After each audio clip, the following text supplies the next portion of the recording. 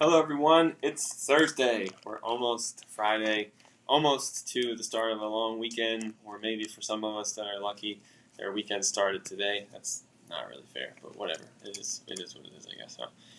So we know that this coming Monday is Labor Day, right? We've all been counting down the days. Hopefully you get the day off. If you have to work, I'm sorry.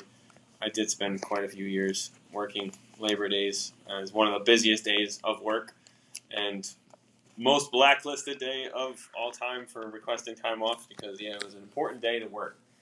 So, if you don't know anything about the history of Labor Day, I'm going to enlighten you a little bit. Labor Day was created by the labor movement to honor the achievements of American workers. It's a yearly tribute to the contributions workers have made to the strength, prosperity, and well-being of our nation. The very first Labor Day was celebrated on Tuesday, September 5th, 1882, in New York City. 2 years later, the first Monday in September was selected as the holiday, and labor officials in New York urged labor organizations in other cities to follow New York's example and celebrate a working man's holiday on that date. Finally, in 1894, an election year, President Grover Cleveland signed into law a bill that would officially make Labor Day a national holiday.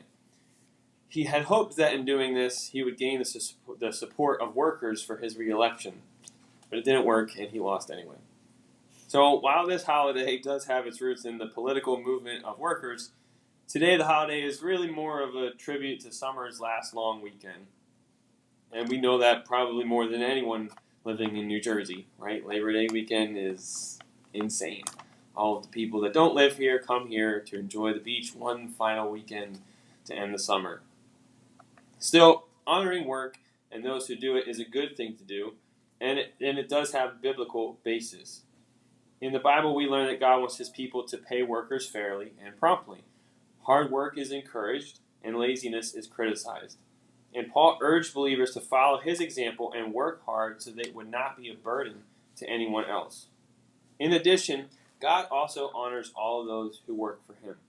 Paul reminds us in 1 Corinthians 15:58 that our work is important. And it says, "Therefore, my dear brothers and sisters, be steadfast, immovable, always excelling in the Lord's work, because you know your labor in the Lord is not in vain." Whatever work we do for God, whether it's helping out with Sunday school, or volunteering to collect food for the needy, or working at the church on a work day, on Labor Day, hint, hint, it will have eternal results. And is it really that working on the building is going to impact our eternity? I can't say. There's the attitude that comes behind it, maybe, and there's the walk with God that comes behind it, and all those other things that play into it. But it can stem into all of those things. So our minds have to be focused, and we have to understand that our work for God's kingdom is not going to be in vain. If we have the right attitude, we have the right spirit, we do what He is asking us to do, it's going to be a blessing to Him and to those around us that are trying to find Him, that are trying to find their way to God. So what are we waiting for? Get to work. I hope you have a great rest of your day. Friday's coming. Awesome weekends ahead. Enjoy the rest of your day. God bless you. We'll see you back here again tomorrow.